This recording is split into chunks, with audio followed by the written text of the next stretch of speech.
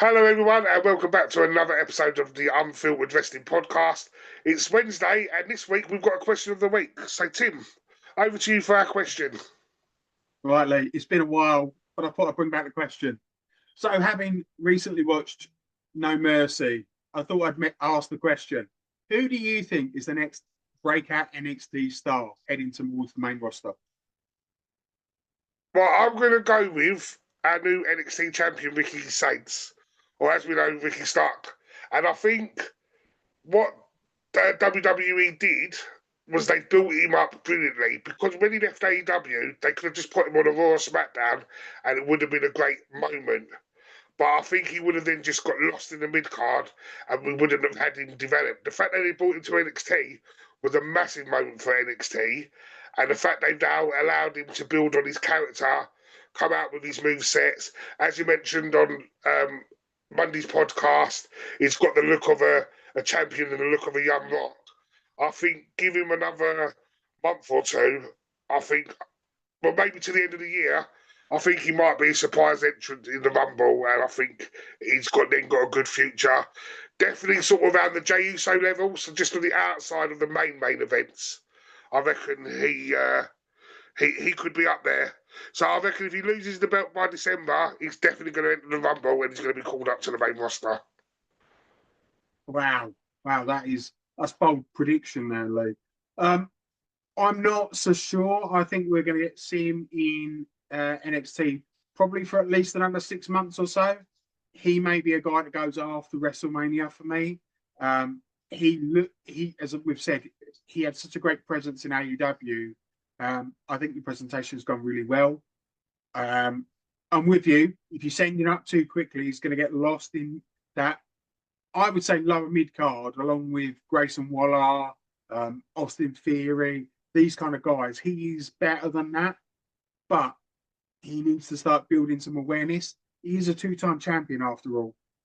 For me, he's Javon Evans. I think based off of last week's showing of himself on NXT and on SmackDown and the way he handled Sammy, I think he proves that he could easily fit in on the main roster.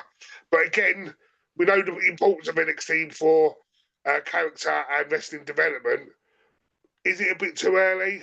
Maybe, but like I said, he has shown that he can. If he can hang with Sammy, he can virtually hang with anyone. Yeah, no, you're absolutely right. He's looked good wherever he's been on, especially when he was on as a tag partner earlier on, and he was involved. He looked great. I do worry it is a little bit too early for him. I think there are guys that are probably seasoned pros for longer that would make a better choice. For me, the likes of Ethan Page, I think he's ready to go up. Miles Bourne looked really good last week against Alexis King in the Lights Out match. Whether his lack of hearing will affect him, that could be something else. I think these guys will go up before Javon Evans. That said, if you want somebody to go up and have a good match with, he's probably the right guy to use. Yeah, so that's really sort of my picks. Who have you got down, Tim? Well, I've gone the other side. You pick the men, and you know me, advocate for the women's wrestling, especially on NXT. The two women that beat the living hell out of each other are probably my two favourites. I'll go with Blake Monroe, and I think she's likely to appear soon because she lost. She obviously was the AEW Women's World Champion. Then she comes to NXT. I don't think she needs the NXT title. I think that's the amount of time she's been in NXT is probably about enough time to get adjusted to WWE. I think she'll be the first one to appear. And bearing in mind, Tiffany's going to need some new challenges. She's probably the right person to put in front. These two are going to have banger matches. It's the kind of things that we want. So that's my pick, Blake Monroe. But if it's not Blake, then probably Jordynne Grace is another good shout.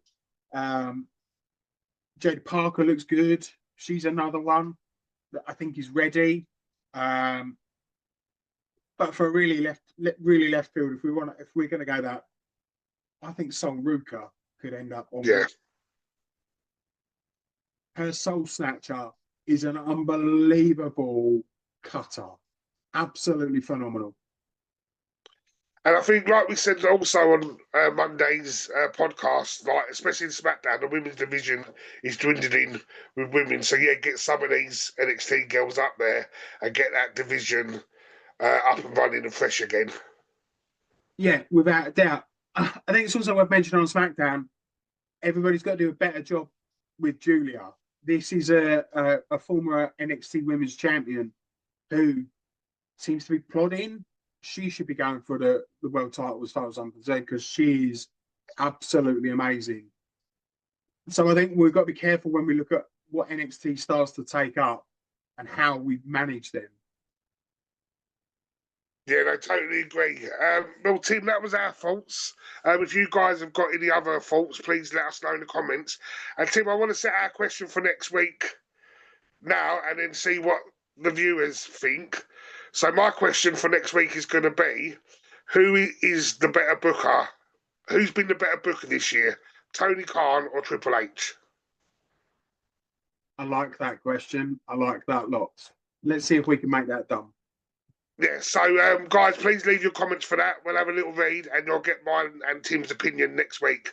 Well, Tim, have a great week. Loads more wrestling to watch and we'll see you next Monday. Yeah, I'll see you next Monday, by which point we'll have done everything from this week.